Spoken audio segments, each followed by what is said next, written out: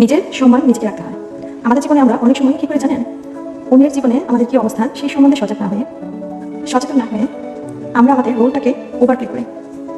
যেখানে আমাদের প্রয়োজন নাই সেখানে আমরা কথা বলি, যেখানে আমাদের উপদেশ কেউ শুনবে না বা কেউ শুনবে না তাকে উপদেশ দিই, যেখানে আমার যাওয়ার দরকার নাই সেখানেই যাই, যেখানে আমার মন্তব্য নিষ্প্রয়োজন সেখানে আমি মন্তব্য করে বসি।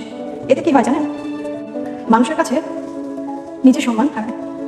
তাই আপনার রোল, অন্যের জীবনে কতটুকু, আপনার প্রাধান্য কতটুকু, আপনার কথা গুরুত্ব কতটুকু, আপনি কথা বললে যে কথাটা কতটুকু গুরুত্বের সাথে সেখানে দেখা হবে বা বিবেচনা করা হবে, এই জিনিসগুলো সম্বন্ধে পরিষ্কার ধারণা থাকাটা খুবই গুরুত্বপূর্ণ।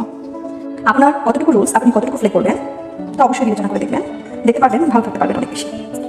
সময় নিয়ে বাঁচতে চাইলে এই নীতিটি অবশ্যই সকলে মেনে চলা উচিত।